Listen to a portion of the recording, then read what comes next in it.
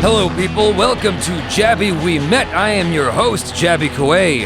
This is episode number 5, the Big 5. Last week was episode number 4, and that actually got a very, very positive response from most people. I was actually really, really happy with that. It was the first episode I put out that was only audio, and there were some complaints about that, and so I'm trying my best to address those complaints to appease those people who wanted video as well. I still stand by my belief that this is better as just an audio format thing that you listen to while you work out, while you drive, while you go to school, while you do your arts, whatever it is you do with your life, with your time. This is better as a concurrent thing to your life, as opposed to you just sitting and watching this, in my opinion. But I'm doing both versions at the same time, one that's audio only and one that has video as well, so you can choose what you want to do, how you want to hang out with Jaby for an hour. On that note, some people don't know what podcasts are necessarily. Most of you do, but for those of you who aren't familiar with podcasts, they're generally an hour long, and they're generally audio only. Some people do video as well, like H3 Productions, and a couple of others who I can't think of right now, but most people just do audio, and that's kind of the style. I guess podcasts are not as popular in India yet, but I'm sure with time they will be. Hopefully I can be the spearhead to that trend. No, I'm just joking. I asked you guys to email me, to leave me messages so I can respond to you if you got any questions. One person emailed me, and I got several comments. I picked out a handful of comments that I will respond to in just a moment. So what's happened since the last episode? Well, one very interesting thing, one exciting thing, is that YouTube reached out to me, not for my American channel, but to pay me to do a reaction to one of their YouTube Red shows. And I thought that was really cool.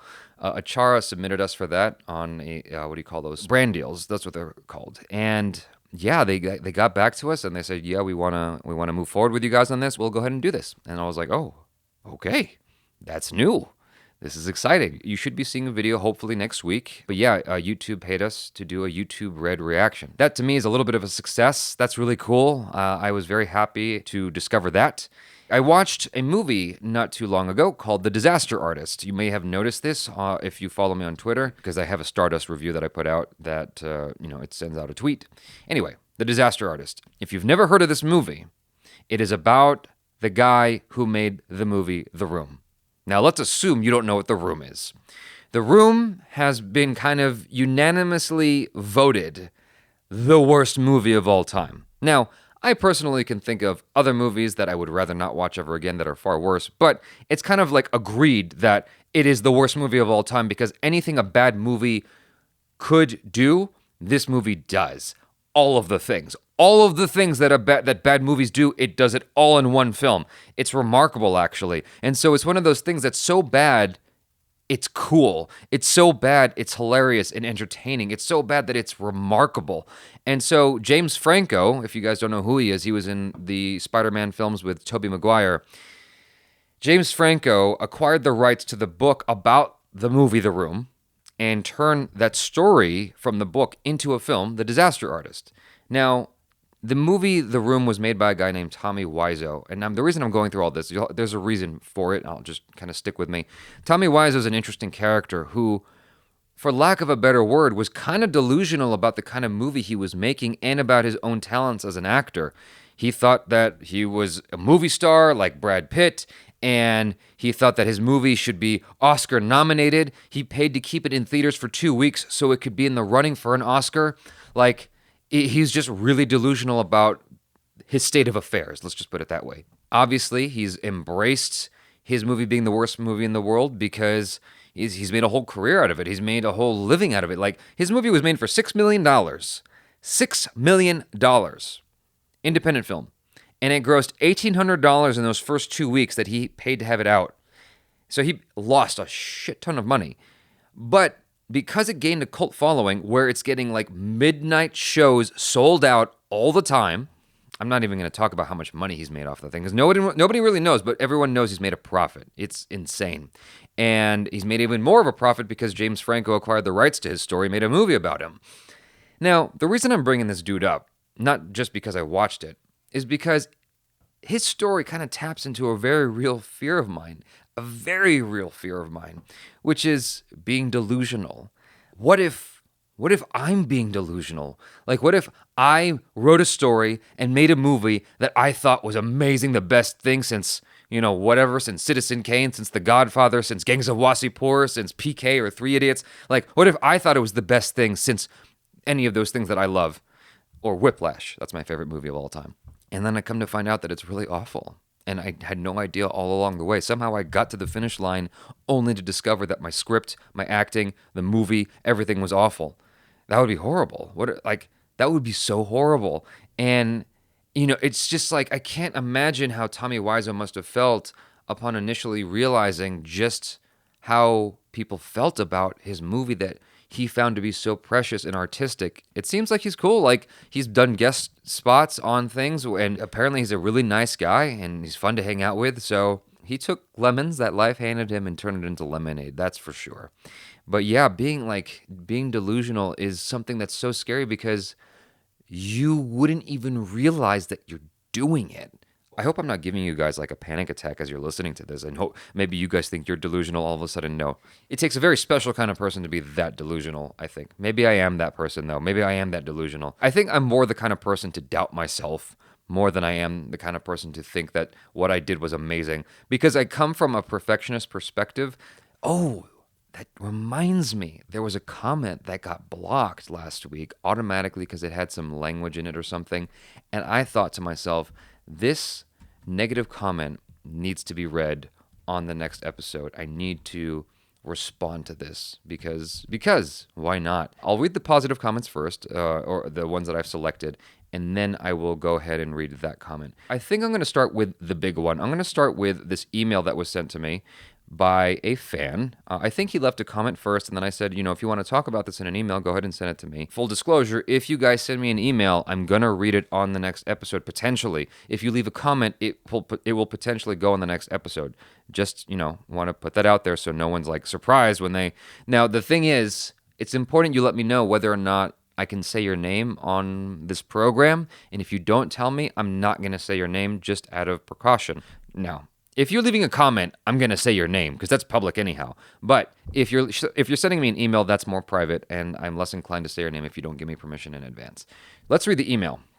Hey, Jaby, my name is blank. I'm going to keep that blank. And I'm a second-year architecture student from Bombay. I'm really invested in your journey of navigating through Bollywood. I think you're doing a really good job. Well, thank you. Now to start with, just so I can give this dude a name, I'm going to call him Frank.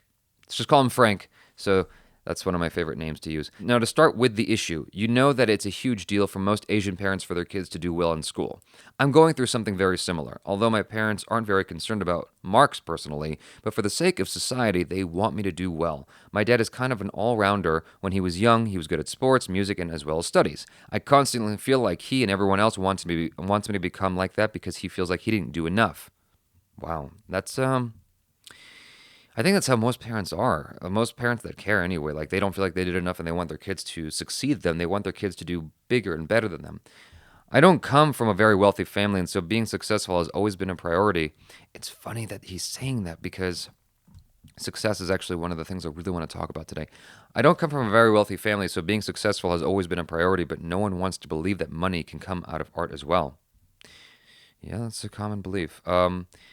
I failed my second year exams last year and I'm having to repeat a year. My parents have been quite supportive, but they wouldn't let me drop out of this field. My dad says I can do theater on the side, but that's basically impossible. Our education system is designed so that the students are always working. My parents have both overcome some really tough times to give me the life that I have, and I don't want to let them down, but I feel like I'm living someone else's life. God, I've heard that so many times from you guys. At this point, I'd rather have them yell at me over a misunderstanding than to have a heart-to-heart conversation and have my opinions shot down. I think they will hate me if they know what kind of person I am. After the year drop, when I saw that all my friends were going forward with their lives and doing what they love, I started talking to people online and realized that I was in depression. After a week or two, I started having thoughts of suicide. I would hope for an accident every time I was in a car. I tried telling people, but no one took me seriously. I knew that I had to get out of that phase. I still think of it, but rarely. What I want to do in life is to help stop sexual harassment since it happened to me at the age of 6. My babysitter, a family friend, molested me for a very long time, and I didn't realize for a very long time how wrong it was. I didn't realize I was a victim until I was 12 and heard a rape report on the TV. I try to help victims talk about it, but I want to do it through my art. In short, I don't think I'm fulfilling the purpose of my life. I think I've ranted on for way too long. Thank you for hearing me out. Now, I read his whole email because it was very heartfelt, and I think that a number of you guys can actually relate to what he had to say. I only kind of skimmed through it the first time around just to see what he was saying, and I determined that reading his whole thing would be worthwhile. It has value.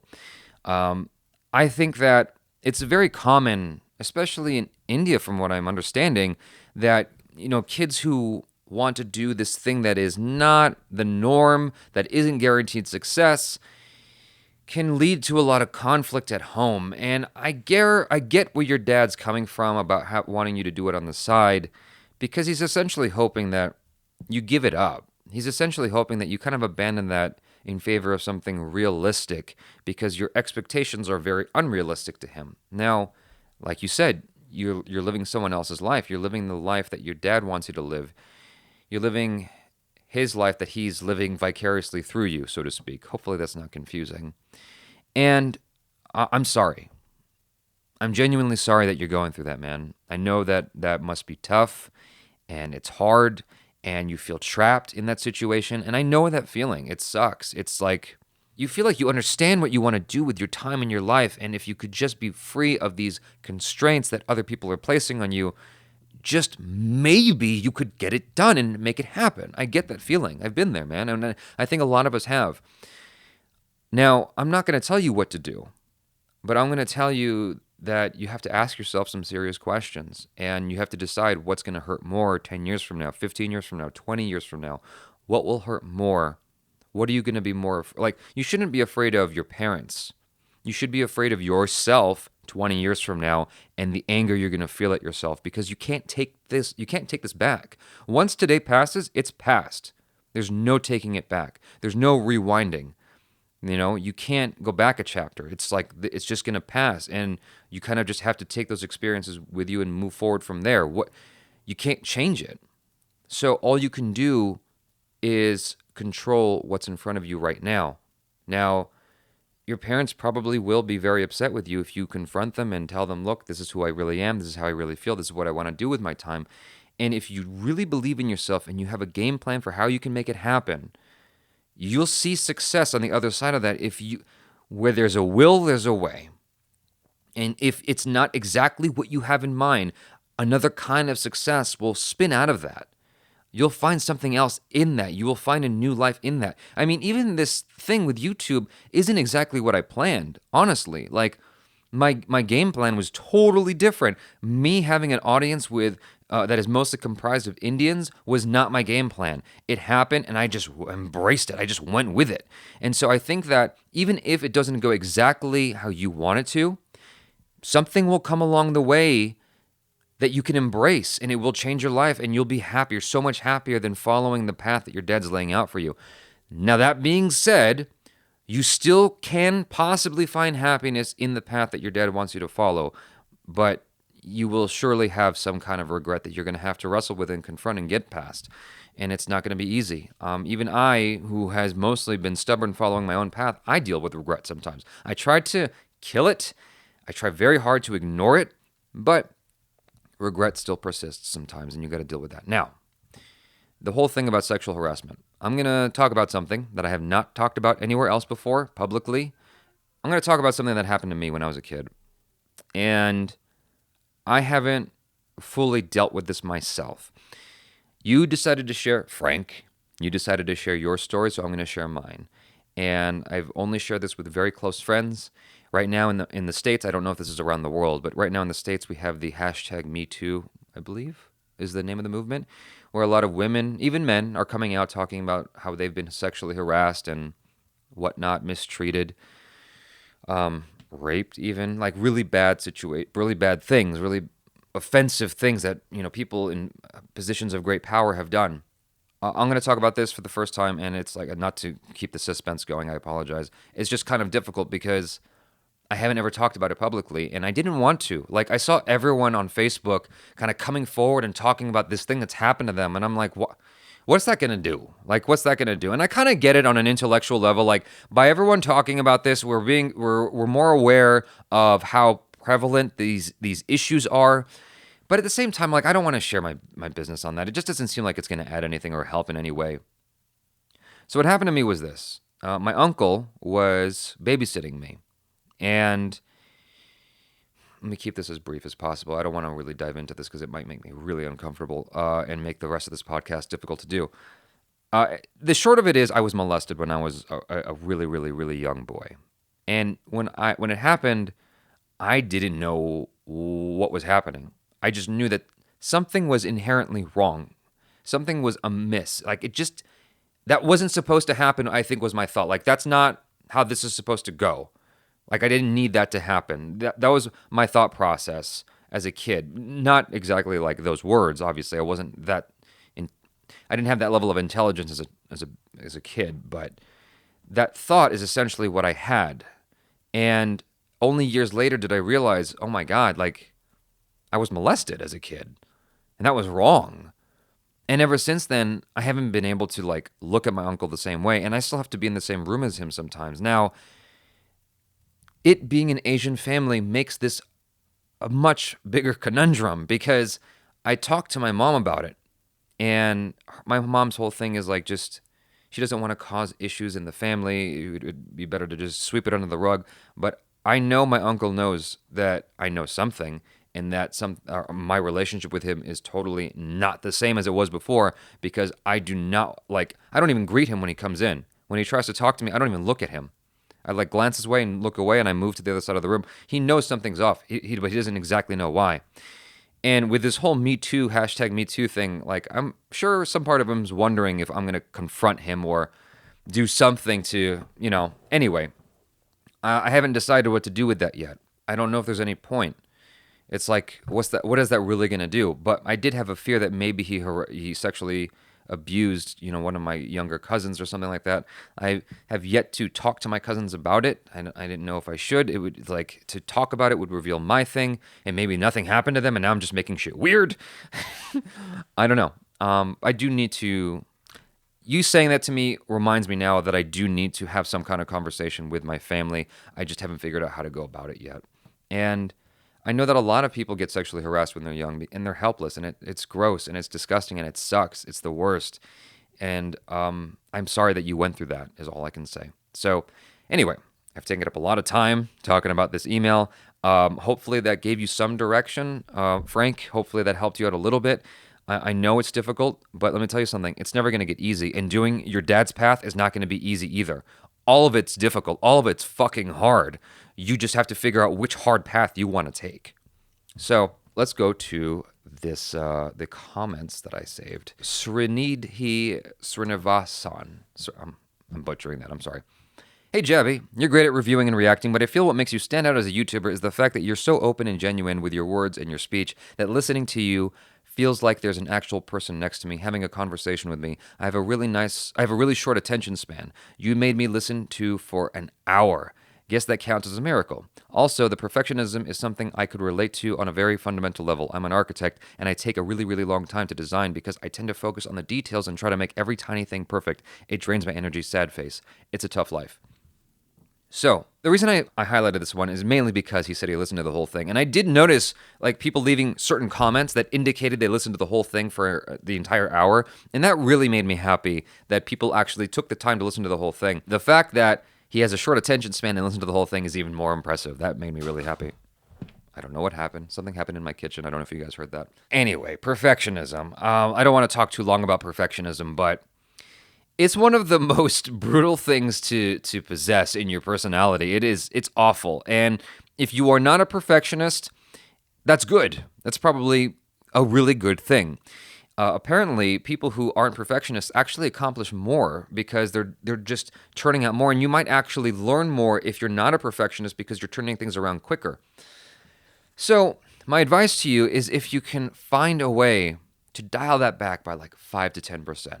Care just a little bit less. Find a way to relax a little bit about it. Like you get to 90% of the way. It's that last 10% that really drains our energy, I think. The last 10% of details. I even find with my videos, all the videos that I do, like I'll get through the entire edit, but then it's like the sprucing it up and making it really nice is what takes so much time.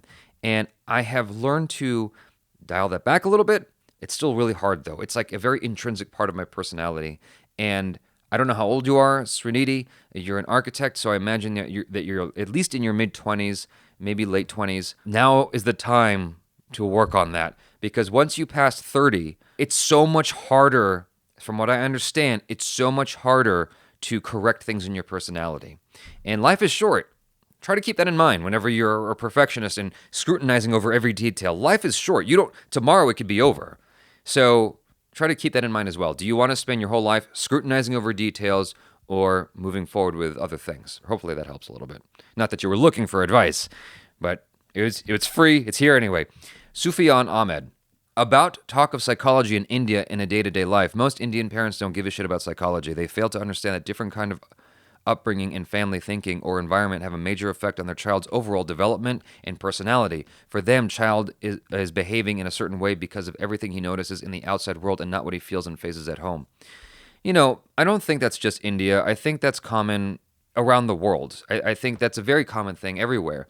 I mean, I dealt with that too. I think everyone kind of deals with that. The reason why it's common is because parents don't want to believe that they are responsible for their child acting a certain way. They don't want to believe that it comes from them, that they failed as a parent. There's a lot of ego in the way, and that's natural and that's normal. I don't know if that'll ever truly go away. We might progress to a certain point. I think that in the UK they're a bit more progressive, and maybe they are able to reflect more than we do here in the States. Or the way you guys do in India. I think in Argentina, they very regularly do therapy. Everyone does therapy. That's a normal thing. So there's a lot of self-reflection. There's a lot of that happening all the time. Everybody does therapy. It's a common thing. They love it over there. At least according to Natalia, that's the situation. Sophia F. Awesome podcast, Jaby. I think I love it when you ramble on. Looking forward to more. P.S. I do think you're funnier than Greg, and I know how much it pisses off my elder sister when I'm better than her at something. I don't think I'm funnier than Greg, honestly. I think that we each have our own funny things, like things where we are more funny than each other in different areas. But in general, overall, I think Greg is far more funny than I am. If you guys didn't catch it, we did a live stream yesterday, and I actually revealed that to Greg, how I felt and how good it made me feel when I was able to make him laugh on the set of I Want My Lauren's video. He was actually really surprised. And in that video, we actually talked about things that Gregory didn't even remember or realize. And so that live stream is actually really interesting for those of you guys who want a deeper insight into my relationship with my brother. You should check it out if you find the time. I put it in the playlist that this video also belongs in. Okay, this comes from Maya Singh. Jaby, quote, I'm not arrogant. Quote, I don't think so highly of myself. Quote, I don't have a God complex. Yet, number one, goes on rants elucidating how big of a perfectionist he is. Let me start there, because we got to unpack each thing you say. Perfectionism isn't something someone ascribes to themselves or attributes to themselves as something that's a positive thing. Perfectionism is actually a very detrimental and negative thing. It's viewed in a negative light because it's so fucking time-consuming. It's so just consuming. It just consumes your personality, your time, your life, your mind, your mental power, that it hurts. It's draining. It's not a good thing. So you're interpreting perfectionism as this positive thing that I'm ascribing to myself. I'm not. I'm looking at it in a very honest and kind of negative light, to be honest with you. Number two, constantly referring to himself as a third person jokingly just to manipulate you of thinking that he's not conceited. I think that anybody who puts themselves in front of a camera and blasts that video out to the world is on some level self-centered, on some level egotistical, on some level conceited. That is inherent to everybody who does videos, who does movies, who is a performer, who's a theater performer, a movie performer, whatever it is. Anyone who does anything related to entertainment on some level has an ego, is self-conceited or self-centered on some level. That aside, my referring to myself in third person is actually a joke. Like, it amuses me. What happened was, I was watching that 70s show many years ago, and that was a joke in the show. Like, the teacher referred to himself in third person or something like that, and so the main character did the same thing, and I thought that was just genius. I thought it was so funny. No one else thinks it's funny but me. But because I think it's funny, that's why I keep doing it. Referring to myself in third person amuses me. I'm sorry that it doesn't amuse you, Maya Singh. Maya. But it amuses me. Number 3, replies to anyone discording with him condescendingly with the excuse that he's just trolling back and these people are just jealous of him. Now, here's the thing. It's hard to qualify opinions on YouTube when they're coming in the form of a comment or even an email. It's hard to qualify certain opinions because I don't know you. I don't know where you come from. I don't know your history. I don't know your taste. I know nothing about you. Whereas if it's a reviewer like Achara or myself or Greg or... I don't want to name any reviewers that I know of because you guys might not be familiar with them. But like I grew up watching Siskel and Ebert, and then eventually that became Ebert and Roper. I was very familiar with their personalities and their style, their way of doing things. And so when they liked or didn't like something, it made sense to me because I had context. With most comments coming in, it's easy to accept love or appreciation or positive energy. When you're criticizing me, I don't actually know where you're coming from. I don't know who you are, what your history is, like what you're about, and I have no context for your comment. And so if it comes off as pure hate, which often it does, I'm going to respond to you accordingly. I'm going to respond to you in either a condescending manner or in like a troll because it amuses me. It's like, what else can I do with hate? Here's the thing. Sometimes people leave a comment that's really nasty, and I respond in a nasty way, either in a mean way or in a troll way. Inevitably, someone will come back and be like, why are you doing that, Jaby? He's just expressing his opinion or her opinion. And it's like, I'm expressing my opinion or whatever. I was going to say her opinion, like a dummy. I'm expressing my opinion. Am I not allowed to express my opinion back? Like, is that wrong? And so it seems like when you're in this position, as soon as you respond, you're an asshole no matter what you say, unless you go, thanks. So that's why I do that. It's because most of the negative comments coming in, when there are negative comments, don't actually have constructive criticism. They're just hate. Like, if someone goes, you need to do it better. Like, what does that mean? That's not constructive. I don't know what you're talking about. It's not specific enough. Or, this was shitty. What was shitty? Specifically what? Like, the whole thing? Parts of it? It's sometimes these comments are very, very ambiguous when they're mean or when they're negative. And so how else can I respond? I just joke back because it amuses me. And I'll go back and forth with people like a troll because it's funny and it's fun sometimes. I don't do it very often, but when I do it, it's because it amuses me. So, number 4, when he meets people for the first time, the whole conversation has to be all about him and what kind of projects he's been part of.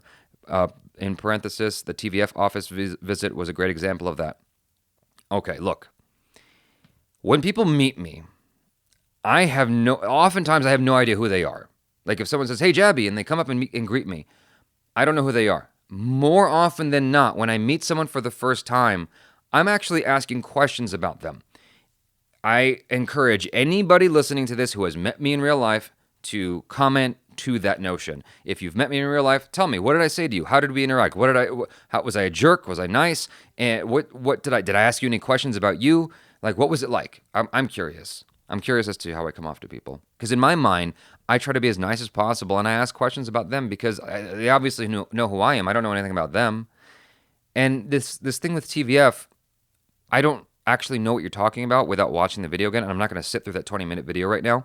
But if I had to guess, they were asking me questions, and I just cut out the part where they asked me a question, or I was just looking for a way to jumpstart the conversation, so I started with something about me, and then, we'll migrate into something else about them. I don't know, because otherwise it's just me going, you're awesome, you're awesome, you're awesome. Like, that's really all I was saying the whole time at TVF. You're awesome. I love you, what you do. I love what you do. This is so cool. Like, what else can I say? And by the way, for those of you wondering why I'm going into this, is because this Maya Singh person is saying things that not just Maya Singh feels. Other people feel it too. So I'm kind of addressing all the people who feel this way. Number 5, belittling other people's accomplishments just to subliminally give them the impression that what they have done wasn't that important. For instance, when Jasmeet Singh Bhatia told him that he was featured on the YouTube annual Rewind video, which is well known for all creators on YouTube and a big deal, Jaby dismissed it and responded nonchalantly, I don't know what that is, or what that's, because he spelled it like that. I didn't know what that was, genuinely. So, yeah, you're a fucking idiot. Like, I just didn't know what that was. You're reading way too deep into something. Like, I wasn't being dismissive. I just didn't know what it was. So if all these signs are not indicative of a well-developed, self-centered egomaniac, I don't know what is. So spare me, Jaby, with the act. We all know you're full of it. LOL. Just keep in mind that a big ego is always a reflection of a small penis. So how would you know that? Do you have a big ego?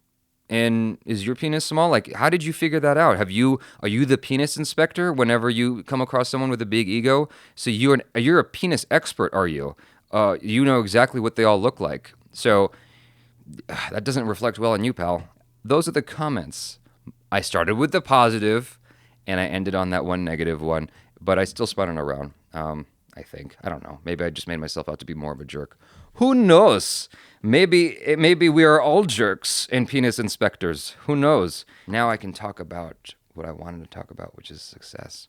So this is kind of twofold. It's not just success, but it's also happiness. There was a video I watched a while back on Google, and not on Google, on Facebook, but it was a guy who was like an owner, or not an owner, but like in a high-ranking position at Google, and he was talking about what is happiness. What is happiness? And a lot of people attribute happiness to, or confuse happiness with laughing a lot, or being excited all the time, or going out on Friday night and listening to loud music and kind of drowning out your thoughts. Like, they think that's happiness, and they're conflating these ideas. But happiness, according to this dude who I can't remember at the moment, I don't remember his name. Happiness is a state of mind. It's content. And being able to sit back and go, I'm good. That's happiness. That's real happiness, according to him. And I'm inclined to agree. And I often try to just kind of sit and relax and go and just kind of enjoy the peace and enjoy the silence in my apartment and smile and go, yeah, like, I'm good. I feel good. Like, this is cool. And it's hard to do that sometimes. It's hard to just recognize that you are allowed to do that. You're allowed to sit back and go, okay, and take a moment, take a breather, and just chill out. And that's happiness. This thing that people do on the weekends, going and dancing and having a blast, having fun. Fun is an occasional thing. It's got a very limited lifespan. When you go out on the weekend and you have fun dancing or whatever, playing video games, it's all very limited. Eventually that stops. What do you do when it stops? If you don't know how to be content when nothing is happening, you will be depressed. You will be sad. And you have to be able to go, this is nice. I'm good. I feel good. And that's it. And it's very simple. I don't actually know what I'm talking about. I'm just kind of relaying to you guys my experiences with it. Now, success is the same kind of thing. So I get asked a lot about my YouTube channel, obviously, and why I decided to do it, and if I thought this or I thought that at the outset. And as I mentioned earlier, there was a number of things I couldn't have predicted at the outset, and I just kind of rolled with the punches. But I had one thought, and I mentioned this before. I may have mentioned this in a previous podcast, but for a number of you listening to this or watching this, as the case may be, you may not have listened to or watched the previous podcast, and therefore this will be new to you. My thought was this. I was working at a job I did not like. I was very miserable. I was very unhappy. And the reason I was unhappy was because everybody was my boss. I was everybody's bitch, essentially. Because I'm trying to be careful in case the person who employed me at that place ever listens to this or watches this, which is very unlikely, but I'm trying to be careful. Essentially, my position was the bottom of the totem pole is what it felt like. Everyone depended on me. But I was no one's boss. I was not in charge of anybody. And everyone was not only dependent on me, but they were kind of my boss. Anybody could get me in trouble at any time.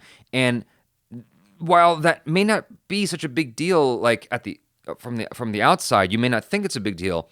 When you're in an environment like casting, where everybody's egos are flying high all the time, everyone's sensitive all the time and stressed out all the time, it's very stressful to be at the bottom of that totem pole and receive that negative energy from everybody. I imagine it's akin to being like a cop or something, or a highway patrol officer here in the States, where you're constantly dealing with negativity all the time. Like, that's the input you're getting left and right. That was just a tough time for me. And I did that job for a long time, and I didn't really have much of another choice. It's what paid the bills. And I knew I needed to get out of it. I knew I wouldn't last much longer. And I determined, based off my brother's experience, if I could just get to 100,000 subscribers, if I could just do that, I could make my living off YouTube. I could totally, conceivably make my living off YouTube videos. Now, my understanding of YouTube is totally different now than it was back then. The subscriber count doesn't matter as much as the view count, but that aside, my goal was 100,000 subscribers by December of 2016. That was my goal. And that would be success to me, to be able to be free of my normal job.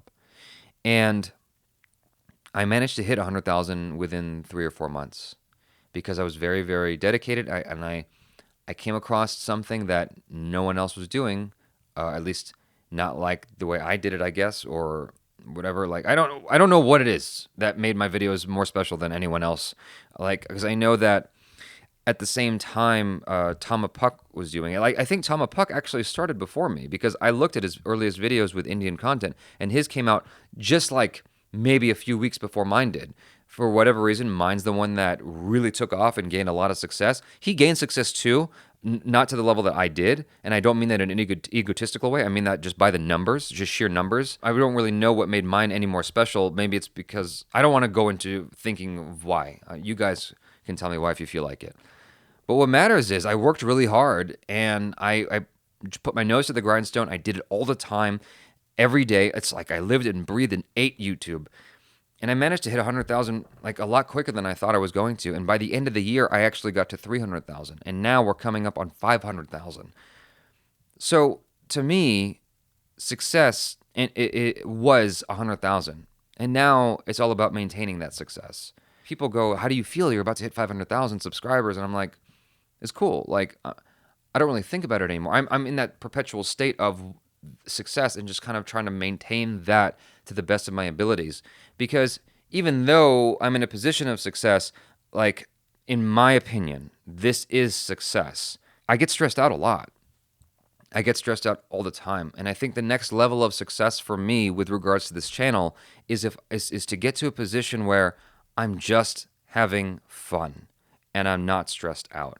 That's the next stage. So success to me is just whatever stage you believe your success is in. Like stage 1 for you could be getting your college degree in engineering.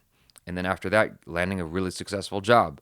And then that's it. That's your success. You have made it. And it's all about maintaining that from there. The thing that I think people fail to realize is that work doesn't stop, ever.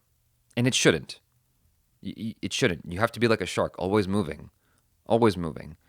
And even after I hit the age of retirement, what is the age of retirement here in the States, which I think is like 65, I want to keep doing stuff. I want to keep at it like Clint Eastwood. Clint Eastwood is like in his 90s almost, or if he's not already, and he's still directing movies. That guy can barely move, and he's still directing movies. That's what I want to be doing, up to the end, directing movies, making stuff happen. Not letting anything stop me. That's who I want to be. All this to say, success is just a state of mind. That's it. It's just whatever you think success is. If you think success is getting to your front door, then you are successful every single day. And that in itself can actually it can infuse you with more happiness. There was another Facebook video that I liked a lot. It was by this military guy who was talking about success, I believe, as well. And one of the things he said was, make your bed every day. As soon as you get up, the first thing you do, make your bed. So you know that day you accomplished at least one thing. That day you accomplished at least making your bed. So when you come home, when you go into your room, you can see you succeeded at something that day. You will see your success when you come home, when you walk into your room. There it is. You made your bed. And a lot of people don't make their beds. A lot of people leave it a mess. Don't be that person. Make your bed the moment you wake up. When you wake up, make your bed right away.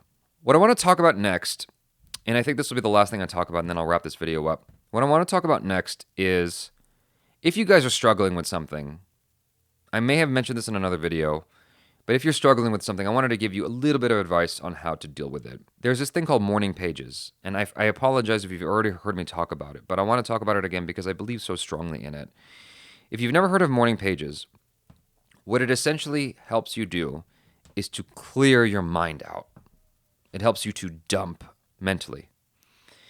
The way morning pages works is one of two ways. The moment you wake up, first and foremost, you need to have a pen and you need to have a notebook of some kind. And this is only for you and not to be shared with anyone else. Morning pages is where the moment you wake up, you write in your notebook for either 3 pages straight or 10 minutes straight. And you do not stop until either 10 minutes is up or 3 pages is up. And you don't cheat by writing big cursive handwriting. You write how you would normally write, and you just keep writing until those 3 pages are done. And even if you don't know what to write, even if you're writing, I'm just doing this because Jaby told me to do this, I'm just going to keep writing now because Jaby said I have to, and I'm going to, and then you eventually you will do this dumping process mentally. And eventually you can ask yourself questions, and then you're forced to answer those questions because you have to keep writing.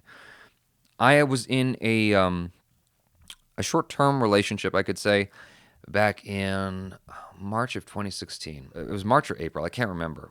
I was dating this woman who I don't think I ever talked about her. I'm not going to say her real name. I'm going to call her Jane so that she stays anonymous. Jane had a child who was about 11 or 12 years old. Now, if you guys don't know already, I think I mentioned this in the last podcast, I was in a 4-year relationship where I essentially had a daughter. About 3 or 4 months after that breakup, I met Jane. I met her on OkCupid. And what happened was I was really just I was blown away by how beautiful she was. She looks like the woman from Edge of Tomorrow and Sicario, that actress. I can't remember her name right now, but she looks just like her. I was taken aback by her looks. Just like, I was just like, how lucky am I to be dating this chick? She didn't know about my YouTube channel. That's not how she knew who I was. We just met through OkCupid. It was interesting because when we were on our first date, she didn't say a whole lot. It was mostly me talking, and I was just filling in the void of nothing because she wasn't saying much.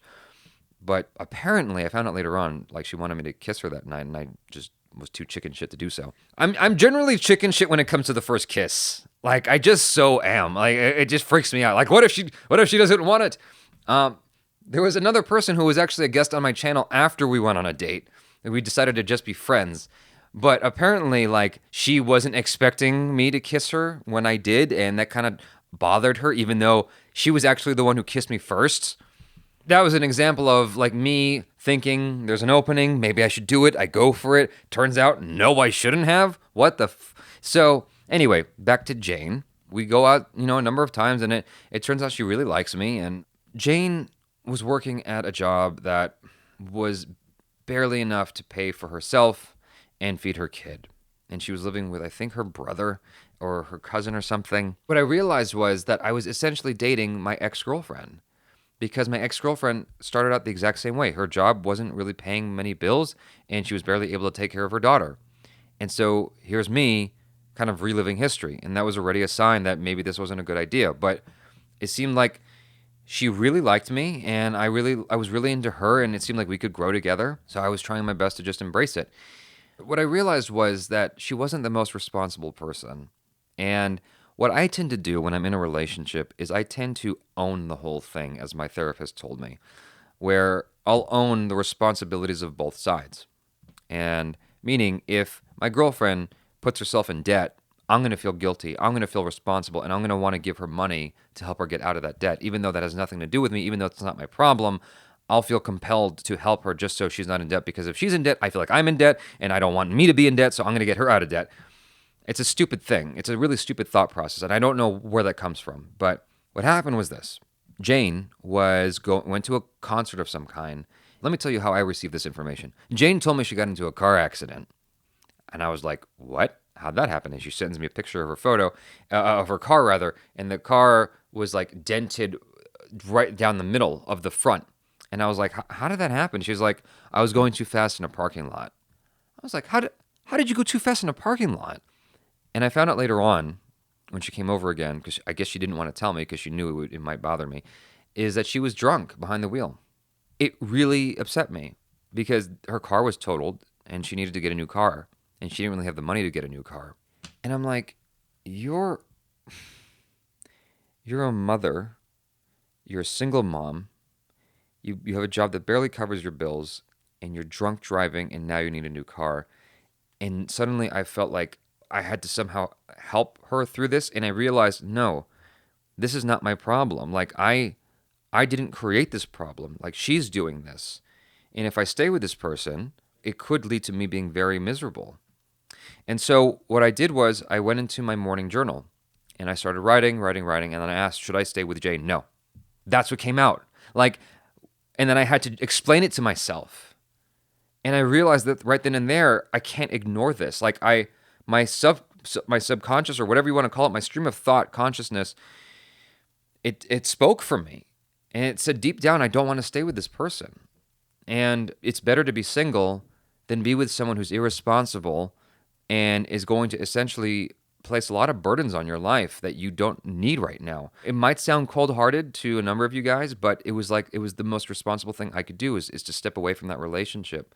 And I offered her to stay friends and to help her out any way I could. I offered to actually help her be part of my YouTube channel so she could at least make money that way. And she didn't want to. I realized that it wasn't going to work, and I was going to be more miserable staying in that relationship trying to help her out than otherwise. And so I left. And I think that morning pages afforded me that. And I think that as a result of that, because she was kind of bitter. She was really bitter from that. She was really upset that I left her. I think what she realized is that she had to grow and be a more responsible person. And she did. She actually ended up getting a much better job. She ended up working as a dental assistant and moving out and finding a good place for her and her daughter on her own, instead of having to live off her cousin. Good for her, is what I can say. But see how the ripple effect of the morning pages, of how the positive aspects of that, like morning pages will do you so much. Even if you are just like dealing with a little bit of a conundrum, try morning pages out. Try it out. See what happens. You'll be surprised at the positive results you'll get from it. So that's it, you guys. I think that I've ranted on long enough. I love you guys. And I really appreciate your positive comments from last week. It means so much to me that you guys really enjoyed it. I'm glad that I made you guys laugh. Again, if you've got anything you want to ask me or talk to me about, send me an email and let me know if you want your name mentioned or not. I won't mention your name if you don't give me permission to. Leave me a comment asking a question or talking about something in your life, and I'll be happy to talk to you about it. So that's it for now. Thanks so much for hanging out. You guys are amazing. You're awesome. Have a fantastic day. Kick ass at whatever it is that you do, that you're wanting to do, that you need to do. Do the things that you've been wanting to do. Don't put it on hold anymore. Go be amazing. Go be the amazing person that you are. Fuck what Bob says. You're amazing. You're awesome. You're great. Go kick ass. I love you. I'm Jaby We Met. Peace out.